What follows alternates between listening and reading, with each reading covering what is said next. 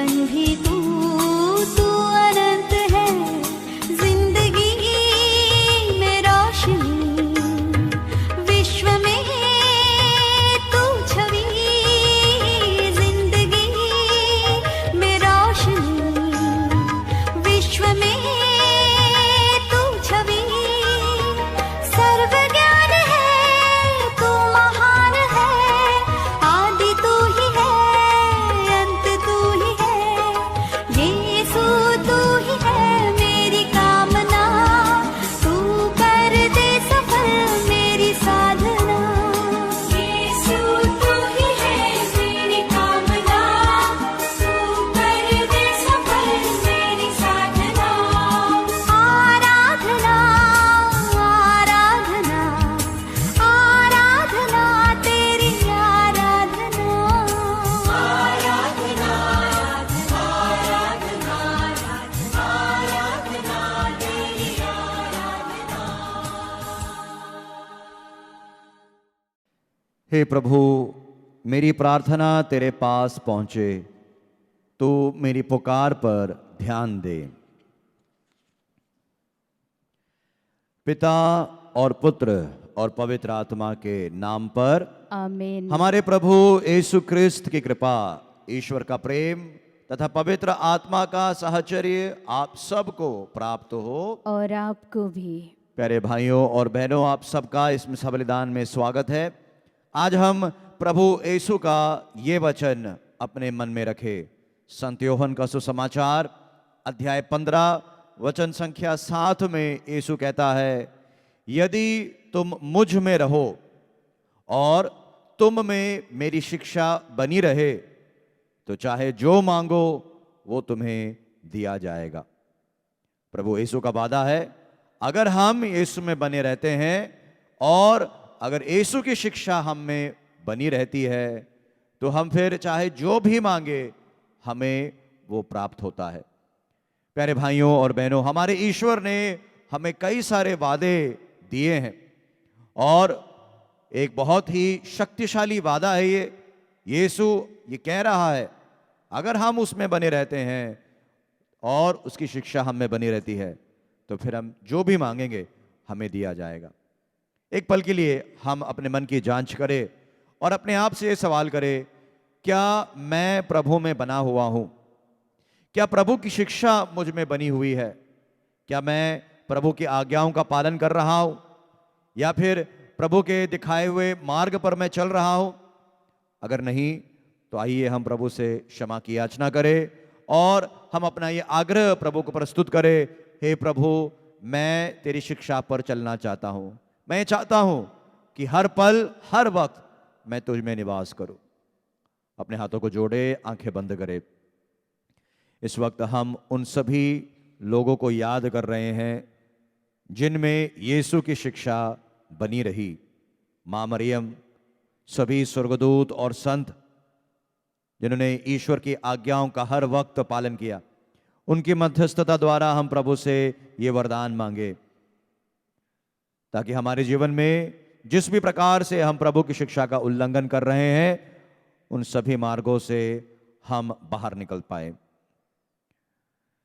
सोच विचार में, वचनों में, कर्मों में और उपेक्षा में जो जो पाप है के लिए प्रभु से क्षमा की याचना मांगे, पश्चाताप का वरदान मांगे और हम सब मिलकर प्रार्थना करें।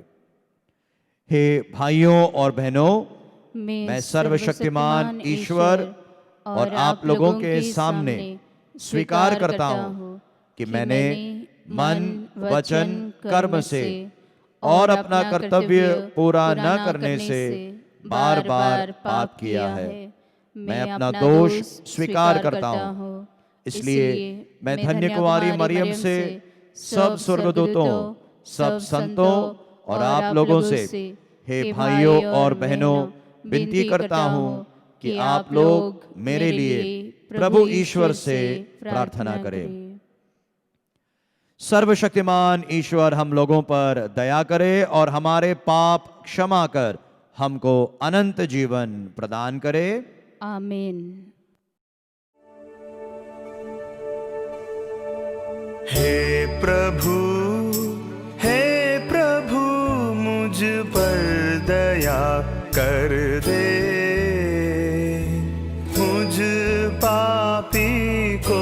क्षमा कर दे।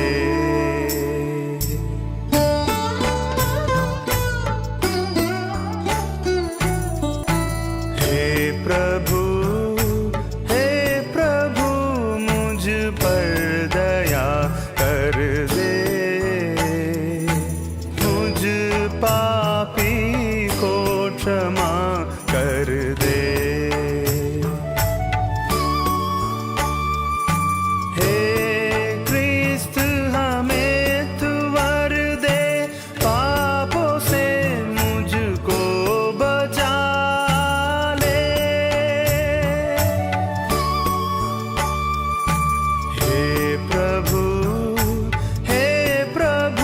मुझ पर दया कर दे, मुझ पापी को क्षमा कर दे। हे प्रभु मुझ पर दया कर दे, मुझ पापी को क्षमा कर दे। हम प्रार्थना करें। हे सर्वशक्तिमान पिता, हम दीनता पूर्वक तुझसे निवेदन करते हैं कि तू हर प्रकार के संकट से हमारी रक्षा कर, जिससे हम शारीरिक तथा आध्यात्मिक बंधनों से मुक्त होकर आनंद पूर्वक तेरी सेवा कर सके। ये कृपा कर हमारे प्रभु और तेरे पुत्र यीशु क्रिस्त के द्वारा, जो ईश्वर होकर तेरे तथा पवित्र आत्मा के साथ युगानुयुग जीते और राज्य करते हैं। आमीन।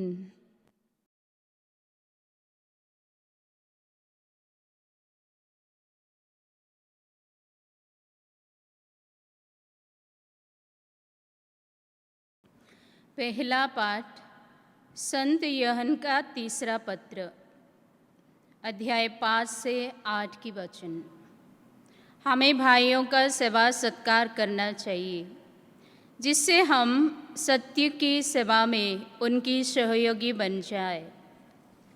प्रिय बर, आप भाइयों के लिए और ऐसे भाइयों के लिए जिनसे आप अपरिचित हैं, जो कुछ कर रहे हैं, यह एक सच्चे विश्वास के यज्ञ ही है। उन्होंने यहाँ की कलीसिया के सामने आपके भातृप्रेम का साक्ष्य दिया। यदि आप उनकी अगली यात्रा का ऐसा प्रबंध करेंगे जो ईश्वर की यज्ञ हो, तो अच्छा काम करेंगे, क्योंकि वे मसीह का कार्य करने निकले हैं और गैर ईसाइयों के कुछ नहीं लेते। इसलिए ऐसे लोगों का सेवा सत्कार करना हमारा कर्तव्य है, जिससे हम सत्य की सेवा में उनकी सहयोगी बन जाए। यह प्रभु की वाणी है। ईश्वर को धन्यवाद। अनुवाक्य। धन्य है वह जो प्रभु पर श्रद्धा रखता है। धन्य है वो जो प्रभु पर श्रद्धा रखता है। धन्य है वो जो प्रभु पर श्रद्धा रखता और उसकी आज्ञाओं को हृदय से चाहता है। उसका वंश पृथ्वी पर फलेगा फूलेगा। प्रभु की आशीष धार्मियों की संतति पर बनी रहती है। अनुवाक्य। धन्य है वो जो प्रभु पर श्रद्धा रखता है। उसका घर भरा पूरा होगा। उसकी धार्मिकता कभी विचलित नहीं होगी। वह धर्मियों के लिए अंधकार का प्रकाश है। वह दयालु, कोमल हृदय और न्यायप्रिय है। अनुवाक्य। धन्य है वो जो प्रभु पर श्रद्धा रखता है। वह तरस खाकर उधार देता और ईमानदारी से अपना कारोबार करता है। वह सन्मार्ग से कभी नहीं भटकेगा। उसकी स्मृति सदा बनी रहेगी। अनुवाक्य। धन्य है वो जो प्रभु पर श्रद्धा रखता है।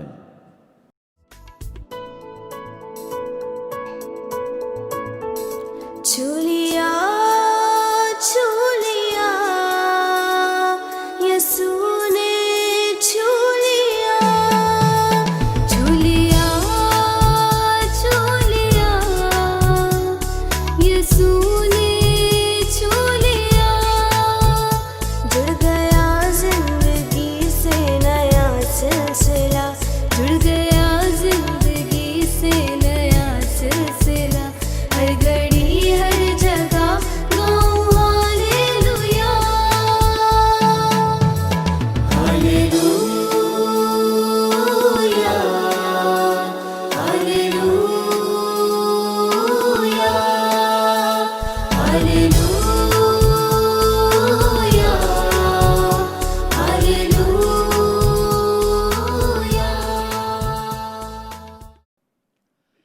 प्रभु आप लोगों के साथ हो। और आपके साथ भी। संत लूकस के अनुसार पवित्र सुसमाचार। प्रभु की जय। अध्याय 18 वचन संख्या 1 से लेकर। नित्य प्रार्थना करनी चाहिए और कभी हिम्मत नहीं हारनी चाहिए, यह समझाने के लिए ईसा ने उन्हें एक दृष्टांत सुनाया। किसी नगर में एक न्यायकर्ता था जो ना तो ईश्वर से डरता और ना किसी की परवाह करता था। उसी नगर में एक विधवा थी। वो उसके पास आकर कहा करती थी, मेरे मुद्दई के विरुद्ध मुझे न्याय दिलाइए। बहुत समय तक वो अस्वीकार करता रहा। बाद में उसने मन ही मन ये कहा, मैं ना तो ईश्वर से डरता और ना किसी की परवाह करता हूं, किंतु वो विधवा मुझे तंग करती है, इसलिए मैं उसके लिए न्याय की व्यवस्था करूंगा, जिससे वो बार बार आकर मेरी नाक में दम ना करती रहे। प्रभु ने कहा, सुनते हो कि वो अधर्मी न्यायकर्ता क्या कहता है? क्या ईश्वर अपने चुने हुए लोगों के लिए न्याय की व्यवस्था नहीं करेगा, जो दिन रात उसकी दुहाई देते रहते हैं? क्या वो उनके विषय में देर करेगा? मैं तुमसे कहता हूं, वो शीघ्र ही उनके लिए न्याय करेगा। परंतु जब मानव पुत्र आएगा तो क्या वो पृथ्वी पर विश्वास बचा हुआ पाएगा? ये प्रभु का सुसमाचार है। ख्रीस्त की जय। सुसमाचार के शब्द हमारे पाप मिटा दे। प्यारे भाइयों और बहनों, प्रभु यीशु ने यह समझाने के लिए कि कभी हिम्मत नहीं हारनी चाहिए, बार बार प्रार्थना करनी चाहिए, नित्य प्रार्थना करनी चाहिए, यह समझाने के लिए प्रभु यीशु ने लोगों को विधवा का और न्यायकर्ता का दृष्टांत दिया। प्यारे भाइयों और बहनों, अगर हम भी अपने आध्यात्मिक जीवन में आगे बढ़ना चाहते हैं तो यह विशेषता हमारी जिंदगी में भी होना जरूरी है। बार बार प्रार्थना करनी चाहिए, नित्य प्रार्थना करनी चाहिए, हिम्मत नहीं हारनी चाहिए। आपके साथ मैं एक सच्ची घटना बांटना चाहूंगा। आज हम जानते हैं कि होंडा नामक एक कंपनी के बारे में जो गाड़ियां बेचती है। तो ये होंडा कंपनी जो है, जो गाड़ियां बेचती है, इसकी शुरुआत कैसे हुई, इसके बारे में मैं आपको बताना चाहूंगा। होंडा कंपनी का मालिक का नाम है सोइचिरो होंडा, जो कि जापान का निवासी था। जब होंडा ने अर्थात सोइचिरो होंडा ने गाड़ियों का एक पिस्टन बनाया, सबसे पहले उसकी शुरुआत ऐसे हुई, उसने गाड़ी में इस्तेमाल होने वाली एक पिस्टन का निर्माण किया। और उसके बाद ये व्यक्ति टोयोटा कंपनी, तब टोयोटा कंपनी बहुत ही एक पॉपुलर कंपनी था, तो वो टोयोटा कंपनी के पास जाकर इसने जो चीज़ बनाया है गाड़ी में इस्तेमाल करने वाला, वो उसने बेचने का प्रस्ताव उनके सामने रखा। मगर टोयोटा कंपनी वालों ने उसे अस्वीकारा, इनकार किया और उसे वापस घर भेज दिया। मगर सोइचिरो होंडा ने हिम्मत नहीं हारी। वो फिर से बार बार उनके पास गया गाड़ी का ये पिस्टन बेचने के लिए, मगर बार बार उसे अस्वीकारा गया, इनकार किया। बाद में उसने मन ही मन सोचा, क्यों ना मैं ही एक फैक्ट्री बनाकर इसे बेचना शुरू करूं। तो होंडा ने फिर एक छोटा सा फैक्ट्री बनाया। उसके पास जो कुछ पैसा था वो लगाकर उसने एक छोटा सा फैक्ट्री बनाया और फैक्ट्री शुरू हुआ। मगर वैसे जैसे ही फैक्ट्री शुरू हुआ और उसने पिस्टन बनाकर बेचना शुरू किया, हुआ ये एक भारी भूकंप आया। हम जानते हैं जापान में अक्सर भूकंप आया करता है। तो तब एक भूकंप आया और उसने जो फैक्ट्री बनाया था वो पूरा का पूरा जमीन में धंस गया। मगर फिर भी होंडा ने हिम्मत नहीं हारी। उसने फिर से छोटा मोटा करके फिर से एक फैक्ट्री बनाने की कोशिश की और जैसे जैसे उसका निर्माण पूरा होता गया, विश्व युद्ध का समय था और हुआ ये कि जापान पर बम बरसाया गया। और जब जापान पर बम गिराया गया तो उस बम के विस्फोट से उसका जो कंपनी था वो फिर से, वो जो फैक्ट्री था वो फिर से उसका सर्वनाश हो गया। मगर फिर भी सोइचिरो होंडा ने हिम्मत नहीं हारी। फिर से उसने जैसे तैसा हो सके एक छोटा सा फैक्ट्री बनाकर अपना काम शुरू किया। प्यारे भाइयों और बहनों, आज होंडा कंपनी एक विश्व प्रसिद्ध कंपनी है और हर साल कितने सारी गाड़ियों का निर्माण करता है और बेचता है। मगर इसकी शुरुआत कैसे हुई? इतिहास हमें बताता है, एक व्यक्ति ने हिम्मत नहीं हारी। उसे बार बार उसके सामने विफलता आई, मगर फिर भी उसने अपनी हिम्मत नहीं हारी। उसने ये नहीं कहा अब बस बहुत हो गया, अब मैं ये आगे नहीं बढ़ाऊंगा।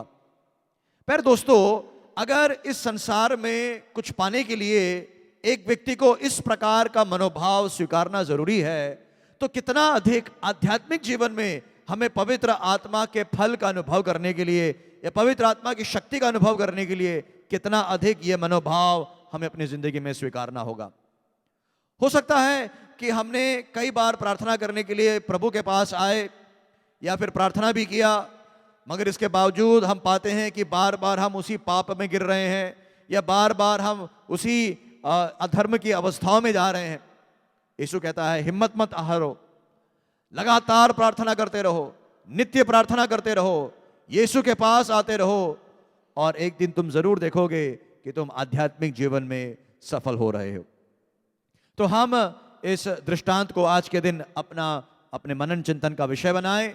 यीशु हमसे कहता है कभी हिम्मत मत हारो। और फिर यीशु बताता है कि एक अधर्मी न्यायकर्ता जिसके पास ये विधवा आई करती थी, आपने सुना होंडा के बारे में, उसके सामने कई सारी दिक्कतें आई मगर फिर भी उसने उन दिक्कतों को पार किया। ठीक इसी प्रकार इस विधवा के सामने 3 दिक्कतें हैं या 3 बाधाएं हैं। सबसे पहली बाधा यह है कि वो एक महिला है। ये एक ऐसे समय में रह रही है जहां पर महिलाओं को अधिक स्थान नहीं दिया जाता था, जहां पर वे घरों में रहना ही उनके लिए सीमित था। वे घर से बाहर निकलना या न्यायालय में जाना उनके लिए बहुत ही मुश्किल था। मगर फिर भी महिला होने के बावजूद, स्त्री होने के बावजूद, ये व्यक्ति हर बार हर रोज न्यायकर्ता के पास जाती गई। दूसरी बाधा जो उसके सामने है वो है ये विधवा थी, अर्थात इसका पति नहीं है, इसे सपोर्ट करने के लिए कोई नहीं है, सहयोग देने के लिए इसके साथ कोई नहीं है, मगर फिर भी उसने उस बाधा को पार करके वो हर रोज न्यायालय में गई।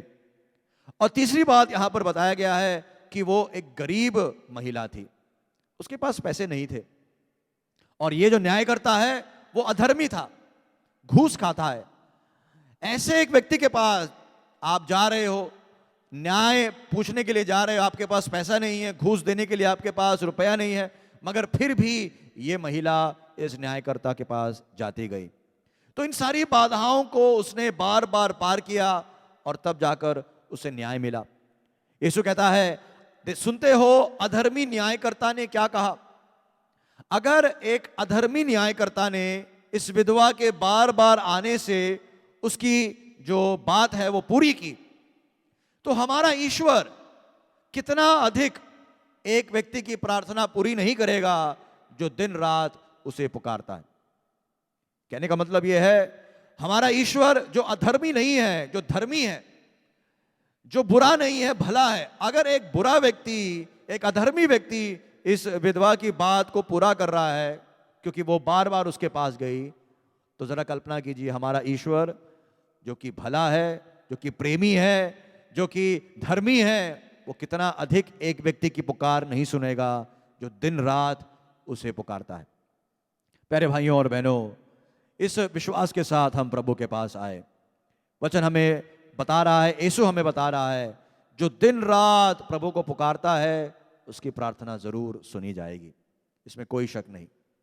और यहां पर हम इस बात पर भी मनन चिंतन करें, कौन सा व्यक्ति दिन रात प्रभु को पुकारेगा। दिन रात प्रभु को पुकार रहा है, ऐसा कौन सा व्यक्ति होगा। ये वो व्यक्ति है जो अपनी जरूरत को बड़ी गंभीरता से ले रहा है। ये वो व्यक्ति है जो एक बहुत बड़ी जरूरत में है या बहुत बड़ी संकट में है, वो दिन रात प्रभु को पुकारेगा। उसे नींद नहीं आएगी, वो बेचैन है, इसलिए वो दिन रात प्रभु को पुकारता जाएगा। प्यारे भाइयों और बहनों, अगर हम इस अवस्था में हैं, अगर हम चाहते हैं कि प्रभु हमारी प्रार्थना सुने, तो सबसे पहली बात तो यह है हम अपने मन की जांच करें और ये पता लगाए क्या मेरी जरूरत मैं इतनी गंभीरता से ले रहा हूं, अगर एक व्यक्ति दिन रात प्रभु को पुकार रहा है, इसका मतलब क्या है? उसकी शारीरिक भाषा या उसका जो हाव भाव है उससे पता चलता है कि वो अपनी जरूरत कितनी गंभीरता से ले रहा है। हम भी प्रार्थना करते हैं, अक्सर प्रभु के पास आते हैं, मगर हमारी शारीरिक भाषा जो है या हमारा जो हाव भाव है उससे हमें पता चलता है कि हम कितनी गंभीरता से अपनी प्रार्थना को ले रहे हैं। अगर हम दिन में सिर्फ 5 मिनट या 10 मिनट या 1 घंटा बिता रहे हैं और वो भी हम सो कर अगर प्रार्थना कर रहे हैं, या फिर अधिक अगर हमने प्रार्थना किया तो हमें लगता है कि बहुत घाटा हो गया, तो इन सबसे पता चलता है कि हम अपनी जरूरतों को कितनी गंभीरता से ले रहे हैं।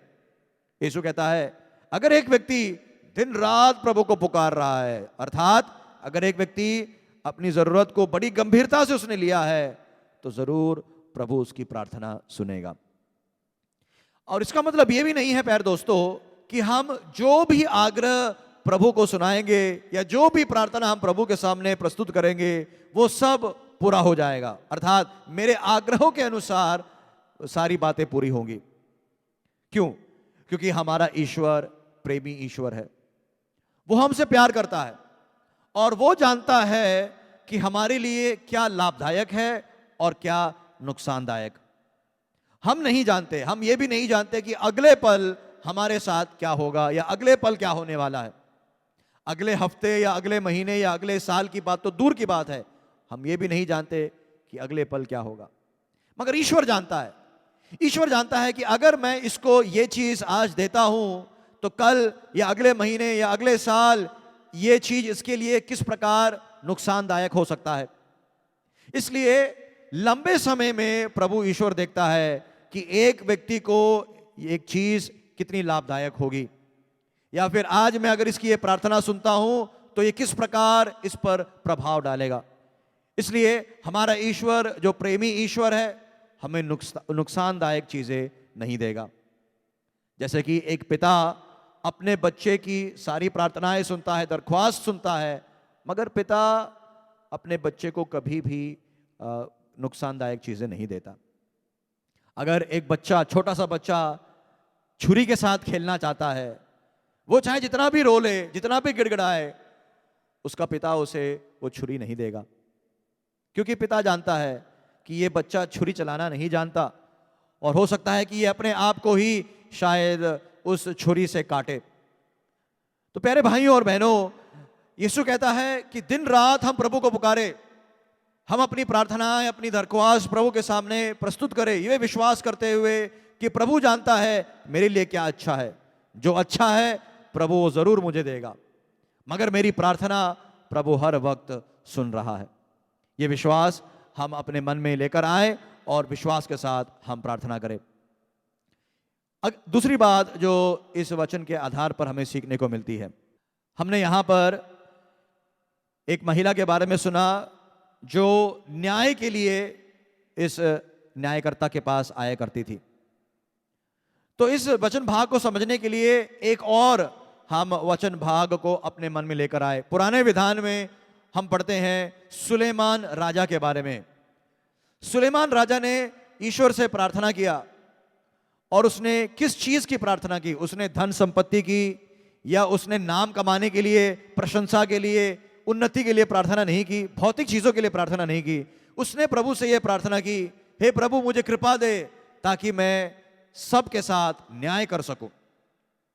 तो ईश्वर उसकी प्रार्थना से खुश हुआ और ईश्वर ने कहा क्योंकि तूने मुझसे सोना, चांदी, धन संपत्ति या भौतिक चीजें नहीं मांगी, मैं तुझे तेरी प्रार्थना मैं पूरा करता हूं और साथ ही साथ ये सारी वस्तुएं भी मैं तुझे प्रदान करता हूं। तो सुलेमान राजा एक ऐसा व्यक्ति था जो ईश्वर की कृपा के साथ सबके साथ वो न्याय कर पाया। वही सुलेमान राजा लिखता है, पवित्र आत्मा से प्रेरित होकर वो लिखता है प्रज्ञा ग्रंथ अध्याय 15 वचन संख्या 3 में, ईश्वर को जानना ही न्याय की परिपूर्णता है। ईश्वर को जानना ही न्याय की परिपूर्णता है। प्यारे भाइयों और बहनों, हम सब अपनी जिंदगी में न्याय चाहते हैं। हमारे मन में कई सारी शिकायतें हैं या फिर हमारे मन में ऐसे कई सारे जो शिकायत है वो इस बात को लेकर है कि मुझे न्याय नहीं मिल रहा, मेरा पति मेरे साथ न्यायपूर्वक बर्ताव नहीं कर रहा, या मेरी पत्नी मेरे साथ न्यायपूर्वक बर्ताव नहीं कर रही, या मेरे माता पिता मेरे साथ न्यायपूर्वक बर्ताव नहीं कर रहे, या फिर मेरे पड़ोसी मेरे साथ न्यायपूर्वक बर्ताव नहीं कर रहे। हो सकता है कि आप किसी के विरुद्ध केस लड़ रहे हो और आपको न्याय नहीं मिल रहा, आप बार बार कचहरी में जा रहे हो, आपने बहुत सारा पैसा ऑलरेडी व्यर्थ कर दिया है वकील को फीस देने में या फिर यात्रा करने में, ऐसे कई सारे चीजें आपके जीवन में हो रहा है। इस बात को हम अपने मन में रखें, हमें किसी भी मनुष्य से न्याय नहीं मिल सकता। जैसा कि सुलेमान राजा लिखता है, ईश्वर को जानना ही न्याय की परिपूर्णता है। तो अगर हम अपनी जिंदगी में न्याय प्राप्त करना चाहते हैं, मैं चाहता हूं कि मेरा पति मेरे साथ न्यायपूर्वक बर्ताव करे, या मेरी पत्नी मेरे साथ न्यायपूर्वक बर्ताव करे, या मेरे पड़ोसी मेरे साथ न्यायपूर्वक बर्ताव करे, या मेरे दुश्मन मेरे साथ न्यायपूर्वक बर्ताव करे, तो प्यारे दोस्तों उनके पास जाकर आप लड़ाई झगड़ा ना करें। लड़ाई झगड़ा करने से मन में सिर्फ कटुता बढ़ेगी और कुछ नहीं होने वाला। अगर आप चाहते हैं कि आपको न्याय मिले, तो वचन कहता है आप ईश्वर के पास आए। ईश्वर को जानना ही न्याय की परिपूर्णता है। अगर आप ईश्वर के पास आते हो अपनी दरख्वास्त लेकर, तो आपको जरूर ईश्वर न्याय देगा। ईश्वर उन लोगों के हृदयों को स्पर्श करेगा, ईश्वर उन लोगों के मन में बदलाव लाएगा। आप किसी का हृदय बदल नहीं सकते, किसी का मन बदल नहीं सकते, मगर ईश्वर कर सकता है। इसलिए सुलेमान राजा लिखता है, ईश्वर को जानना ही न्याय की परिपूर्णता है। प्यारे भाइयों और बहनों, इसलिए आप अपना समय बर्बाद मत कीजिए लोगों के पास जाकर ये उम्मीद लगाना कि वो मुझे न्याय देगा। आपने ऑलरेडी बहुत सारा पैसा खर्च किया है कोर्ट कचहरी में जाकर या वकील को देकर, मगर अगर आप इन सब कष्टों से मुक्ति पाना चाहते हो तो ईश्वर के पास आए, ईश्वर को जानिए, ईश्वर से प्रार्थना कीजिए। यीशु कहता है संत मत्ती का सुसमाचार अध्याय 6 वचन संख्या 33 में, सबसे पहले आप ईश्वर के राज्य और उसकी धार्मिकता की खोज में लगे रहो और बाकी सब चीजें तुम्हें यूं ही मिल जाएंगी। तो अगर हम ईश्वर के साथ रह रहे हैं, यीशु हमसे फिर से वादा कर रहा है, बाकी सब चीजें जो भी तुम्हारे लिए जरूरतें हैं वो सब प्रभु पूरा करेगा। तुम्हें यूं ही भागदौड़ करने की जरूरत नहीं है, ऐसे पैसे व्यर्थ करने की जरूरत नहीं है, अपनी शक्ति व्यर्थ करने की जरूरत नहीं है। ईश्वर को ढूंढिए, ईश्वर के पास आइए, ईश्वर की खोज में लगे रहें, ईश्वर से प्रार्थना करें, वो आपकी सारी जरूरतें पूरा करेगा। जरा कल्पना कीजिए कि आप किसी मंत्री को बहुत करीब से जानते हैं। अगर आप किसी मंत्री को बहुत ही अच्छे से जानते हो तो उसके क्या क्या फायदे हो सकते हैं, इसका आप खुद ही अनुमान लगा सकते हो। आप किसी भी दफ्तर में जा सकते हो और अपना काम आसानी से इस मंत्री का नाम लेकर आप निकलवा सकते हो, या जो भी छोटे मोटे मुसीबतें हैं आप उन मुसीबतों से मुक्ति पा सकते हो इस मंत्री का नाम लेकर। ऐसा इस संसार में होता है, हमें देखने को भी मिलता है। तो प्यारे दोस्तों, एक मंत्री का नाम लेकर अगर हमें इतने सारे फायदे मिलते हैं, या फिर एक मंत्री से दोस्ती हमें इतने सारे लाभ हमें दिलाते हैं, तो ईश्वर से दोस्ती, सर्वशक्तिमान ईश्वर से दोस्ती, या फिर सर्वशक्तिमान ईश्वर के साथ रहना हमारे लिए कितना लाभदायक सिद्ध हो सकता है। हम इस वचन भाग के साथ प्रभु के पास आए, विश्वास के साथ आए। ईश्वर के साथ दोस्ती ही मेरे जीवन में सच्ची न्याय मुझे दिला सकता है। हम प्रार्थना करें आज के दिन विशेषकर इस हम मनोभाव को स्वीकारें। आज तक मैंने बहुत सारी शक्ति व्यर्थ की, मैंने पैसा व्यर्थ किया, समय व्यर्थ किया, दूसरों के पास जाकर बहुत लड़ाई झगड़ा किया, मगर कोई न्याय मुझे प्राप्त नहीं हुआ। अब मैं प्रभु के पास आऊं। दूसरों के पास जाकर लड़ाई झगड़ा करने से बेहतर है ईश्वर के पास आकर दिन रात प्रभु को पुकारूं, और जरूर प्रभु आपके लिए न्याय की व्यवस्था करेगा। हम सब लोग हाथों को जोड़े और आंखें बंद करें, प्रार्थना करें। जिस प्रकार विधवा स्त्री न्यायकर्ता के पास बार बार गई, वो हिम्मत नहीं हारी, ठीक इसी प्रकार यीशु कहता है आप हिम्मत मत हारो, बार बार ईश्वर के पास जाओ, दिन रात आप ईश्वर को पुकारो। ईश्वर ही न्याय की परिपूर्णता हमारी जिंदगी में ला सकता है। इस संसार में कोई भी मनुष्य हमें न्याय नहीं दे सकता। यीशु का वचन हम याद करें, सबसे पहले आप ईश्वर की खोज करें, बाकी सब यूं ही आपको प्राप्त हो जाएगी। इस समय हम अर्पण में प्रवेश करने जा रहे हैं। अर्पण में हम अपनी सारी प्रार्थनाएं प्रभु को समर्पित करें। हमारी जिंदगी में जो भी शिकायतें हैं, जिस जिस व्यक्ति को लेकर हमारे मन में शिकायतें हैं, सारी बातें हम इस समय प्रभु के सामने प्रस्तुत करें। अन्याय जो हम अनुभव कर रहे हैं, दूसरों के हाथों से हम जो जो अन्याय अनुभव कर रहे हैं, वे सारी अवस्थाएं इस वक्त हम प्रभु को समर्पित करें। विशेषकर अगर कोर्ट में कोई केस है आपका, किसी ने आपके विरुद्ध केस दर्ज किया है या आपने किसी के विरुद्ध केस दर्ज किया है, सारी बातें इस समय प्रभु को समर्पित करें। प्रभु से प्रार्थना करें, पूरे हृदय से, पूरे मन से प्रार्थना करें, हे प्रभु मुझे न्याय दिला। सिर्फ तू ही मेरी जिंदगी में न्याय की परिपूर्णता ला सकता है। हमारी पारिवारिक प्रार्थनाएं, व्यक्तिगत प्रार्थनाएं और बाकी सारी आवश्यकताएं हम इस वक्त इस अर्पण में रोटी और दाखरस के साथ प्रभु को चढ़ाएं और हम सब लोग मिलकर भक्तिपूर्व इस अर्पण में भाग लें।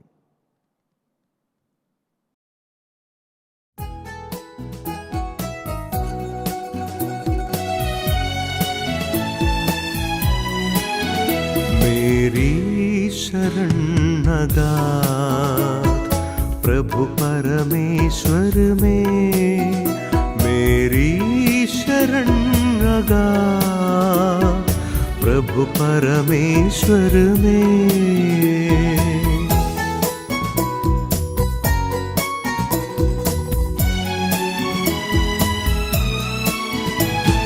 पावन रिक्त शरीर ईसा मसीहा के पूजित वेदी पर अर्पित होते हैं। प्रेमादर से हम सम्मुख आएंगे, दूत गणों के संग मिलजुल गाएंगे। पावन रिक्त शरीर ईसा मसीहा के पूजित वेदी पर अर्पित होते हैं। प्रेमादर से हम सम्मुख आएंगे, दूत गणों के संग मिलजुल गाएंगे। पावन पावन है सकलेश्वर, पावन पावन पावन है सकलेश्वर पावन।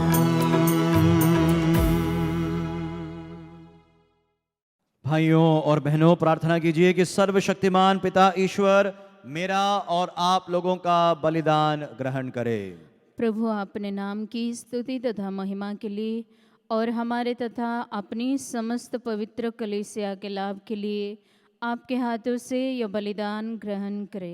हे प्रभु, जो उपहार हम तुझे चढ़ा रहे हैं उन पर दया दृष्टि डाल। हम तेरे पुत्र के जिस दुख भोग का समारोह मनाते हैं उसका फल प्रेम पूर्वक ग्रहण कर सके, ऐसी कृपा कर उन्हीं हमारे प्रभु क्रिस्त के द्वारा।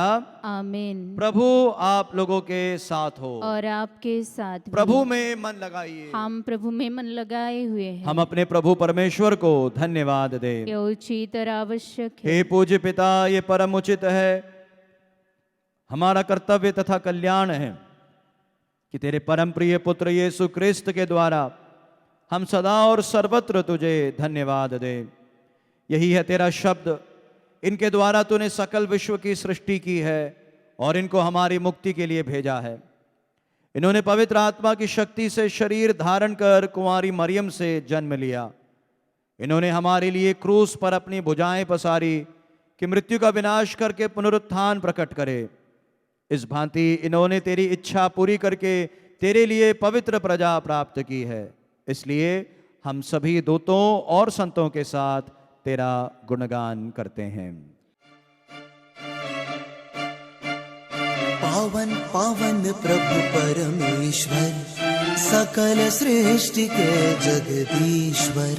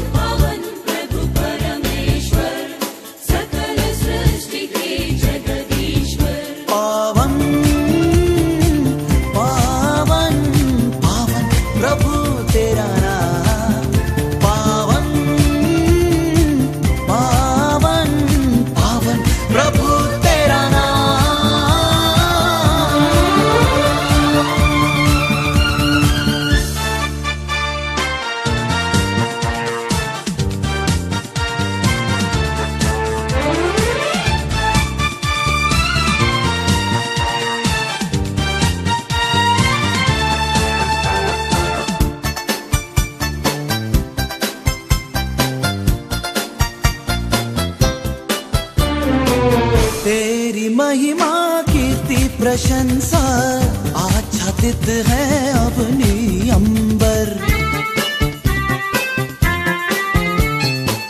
तेरी महिमा कीर्ति प्रशंसा आच्छादित है अपनी अंबर।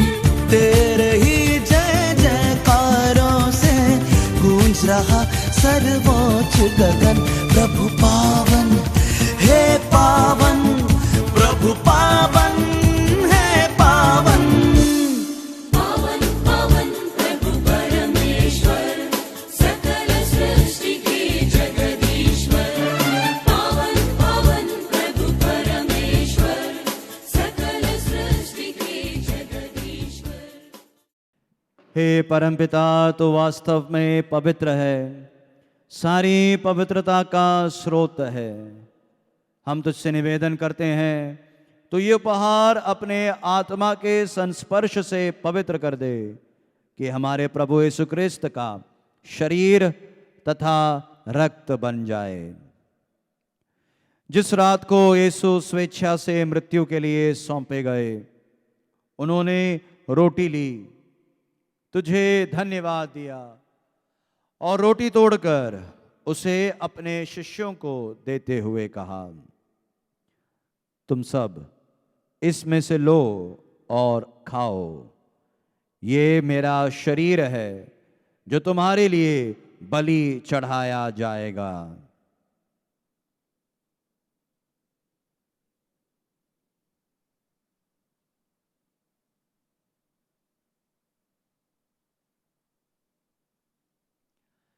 इसी भांति भोजन के बाद उन्होंने कटोरा लिया, तुझे धन्यवाद दिया और उसे अपने शिष्यों को देते हुए कहा, तुम सब इसे लो और पियो, ये मेरे रक्त का कटोरा है, नवीन और अनंत व्यवस्थान का रक्त, जो तुम्हारे और बहुतों के पापों की क्षमा के लिए बहाया जाएगा। तुम मेरी स्मृति में ये किया करो।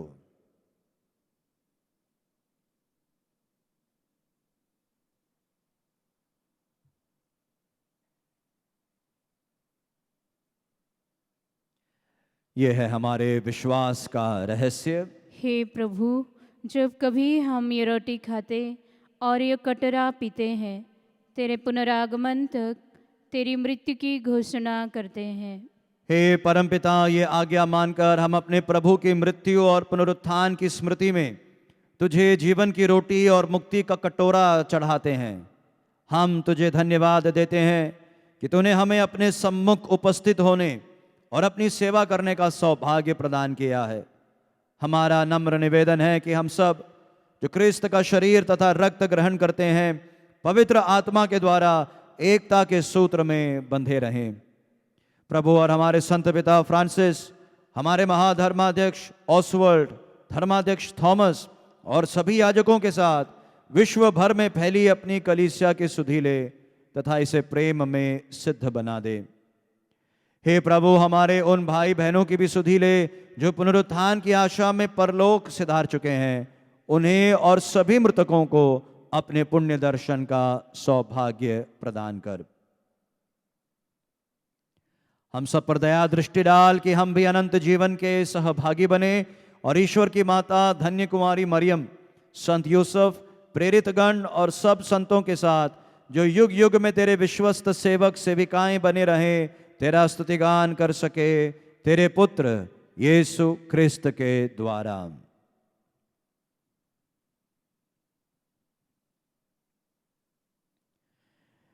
इन्हीं प्रभु क्रिस्त के द्वारा, इन्हीं के साथ और इन्हीं में, हे सर्वशक्तिमान पिता परमेश्वर, पवित्र आत्मा के साथ तुझे समादर तथा महिमा युगानुयुग मिलती रहती है।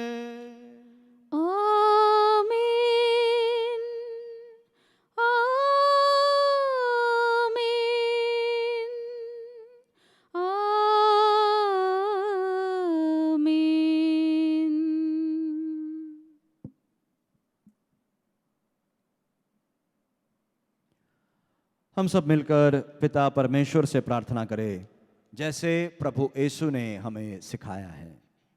हे हमारे पिता जो स्वर्ग में है, तेरा नाम पवित्र किया जाए, तेरा राज्य आए, तेरी इच्छा जैसे स्वर्ग में वैसे पृथ्वी पर भी पूरी हो। हमारा प्रतिदिन का आहार आज हमें दे और हमारे अपराध हमें क्षमा कर जैसे हम भी अपने अपराधियों को क्षमा करते हैं, और हमें परीक्षा में न डाल परंतु बुराई से बचा।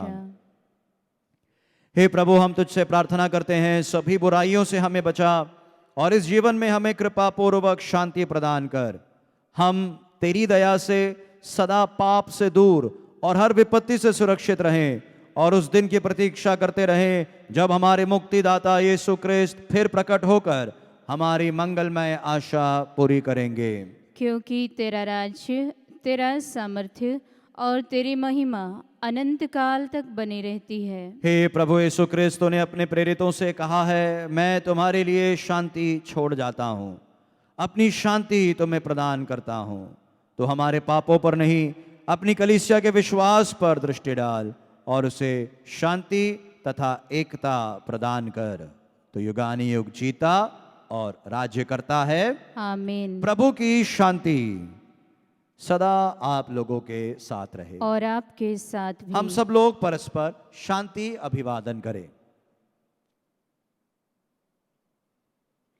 हे ईश्वर के मेमने, तू संसार के पाप हर लेता है, हम पर दया कर।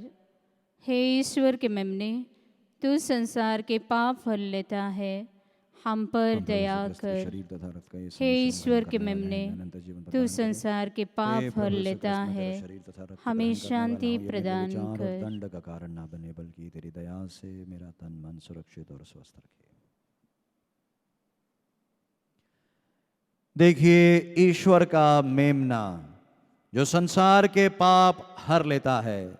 धन्य है वे जो प्रभु के भोज में बुलाए जाते हैं। हे प्रभु, मैं इस योग्य नहीं हूँ कि तू मेरे यहाँ आए। तू एक ही शब्द कह दे और मेरी आत्मा चंगी हो जाएगी। क्रिस्त का शरीर तथा रक्त अनंत जीवन के लिए हमारी रक्षा करती रहे। आमीन।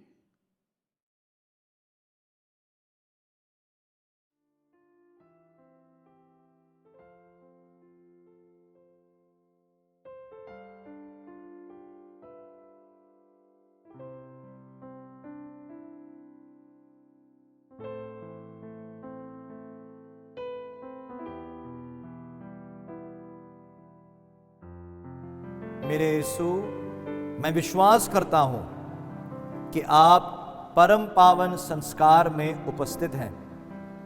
मैं आपसे बेहद प्यार करता हूं और मैं आपको अपनी आत्मा में ग्रहण करना चाहता हूं, क्योंकि इन पलों में आपको यूकरिस्तीय संस्कार में प्राप्त करना असंभव है इसलिए मैं आपसे गुजारिश करता हूं कि आप मेरे हृदय में कम से कम आत्मिक रूप से प्रवेश करें। इस वक्त मैं आपका आलिंगन करता हूं, ये विश्वास करते हुए कि आप पहले से ही वहां विद्यमान हैं और पूरी तरह से आपके साथ मैं अपने आप को एक करता हूं। आप मुझे कभी भी अपने से अलग ना होने दे। आमीन।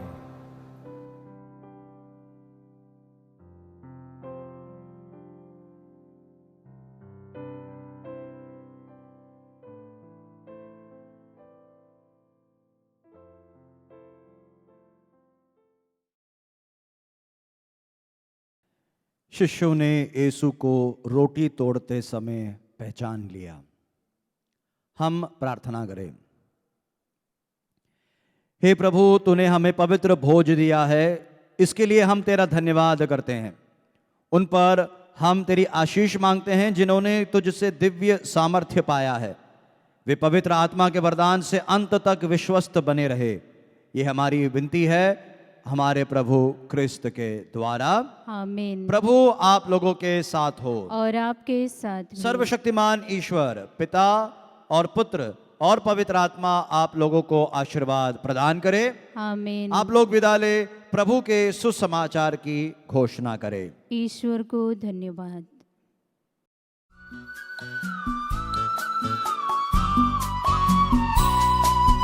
हम सबों की माँ है तू, माँ मरिया तेरा प्यारा नाम। हम सबों की माँ है तू, माँ मरिया तेरा प्यारा नाम।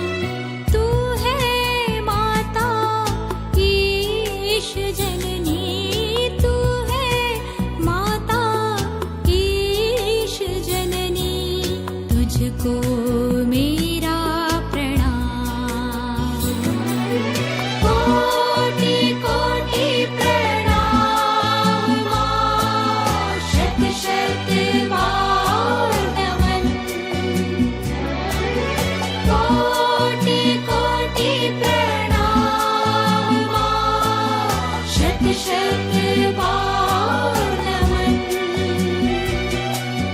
हम सबों की माँ है तू, माँ मरिया तेरा प्यारा नाम।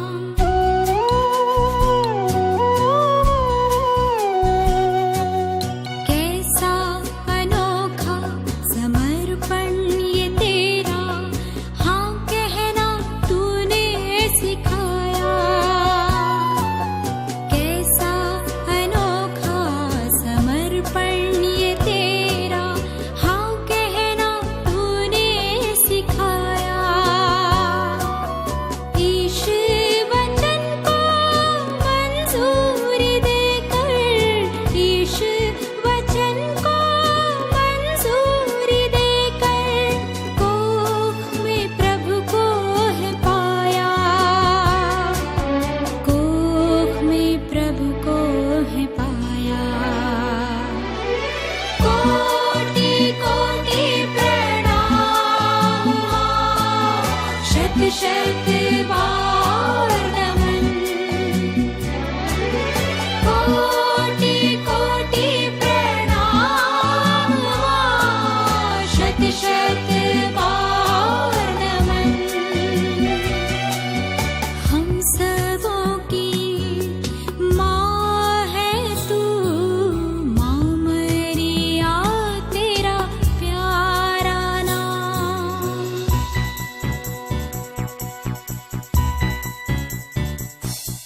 आदि कलंक से दूषित था मन से ये पापी संसार सारा। आदि कलंक से दूषित था मन से ये पापी संसार सारा। निष्पाप गर्भ से जन्मा है यीशु, निष्पाप गर्भ से जन्मा जिसने जग को उबारा, जिसने जग को उबारा। कोटि कोटि प्रणाम माँ, शत शत बार नमन। कोटि कोटि प्रणाम माँ, शत शत